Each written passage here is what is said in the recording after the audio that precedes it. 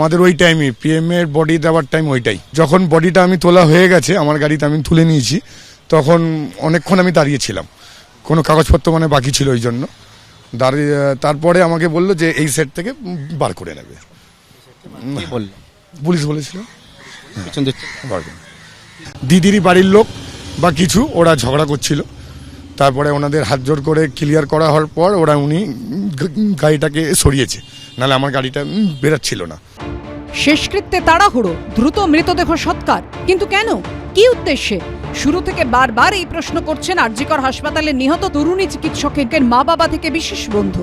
আমরা রেখে দিতে চেয়েছিলাম, আমরা দেহটা রেখে দিতে চেয়েছিলাম, কিন্তু যে কোনো এত প্রেশার আমাদের তৈরি করা হয়েছিল সেই সময়। বাড়িতে গিয়ে দেখি 3 থেকে 400 পুলিশ আমার বাড়ির সামনে ব্যারিকেড করে দাঁড়িয়ে আছে।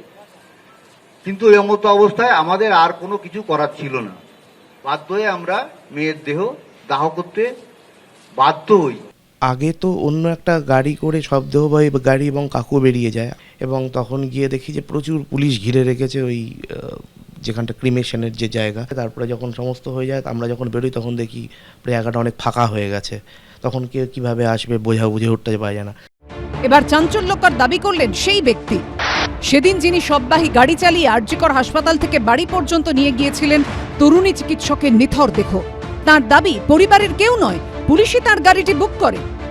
আমাকে ওই পোস্টমর্টম থেকে পুলিশই বুক করেছিল, যে বডি আছে নিয়ে চলো, আমরা যাবো বডি নিয়ে, আমাদের কাজই এটা বডি নিয়ে যাওয়া। আমার তো সামনে 2টো পুলিশের গাড়ি ছিল, আমার পেছনে 2টো পুলিশের গাড়ি ছিল না, ওই পথ দিয়ে বেরাইনি আমি, ওই ডাক্তারদের যে হোস্টেল আছে ওর পেছন দিক দিয়ে বেরিয়ে ন্যায্য মূল্য দিয়ে বেরিয়েছি।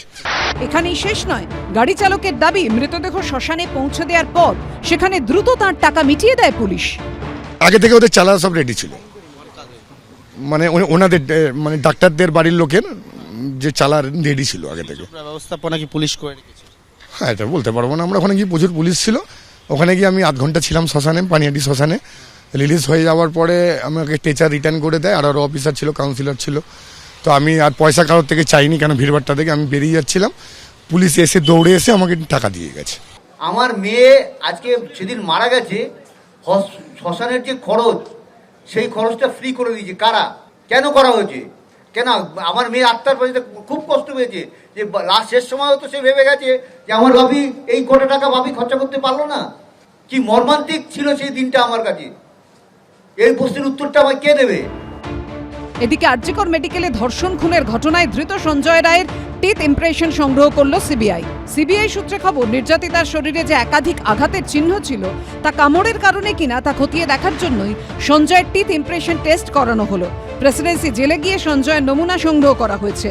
সিবিআই সূত্রে খবর, শিয়ালদা কোর্ট থেকে অনুমতি নিয়ে বুধবার সন্ধেবেলা প্রেসিডেন্সি জেলে পৌঁছে যায় সিবিআই। উপস্থিত ছিলেন মেডিকেল অফিসার থেকে ফরেন্সিক আধিকারিকরা। সূত্রের খবর, নমুনা তুলে দেওয়া হয়েছে ফরেন্সিকের হাতে।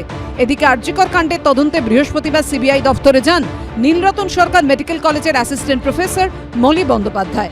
9 আগস্ট তরুণী চিকিৎসকের দেহ ময়নাতদন্ত করেছিল যে 3 সদস্যের কমিটি, সেই কমিটিতেই ছিলেন তিনি।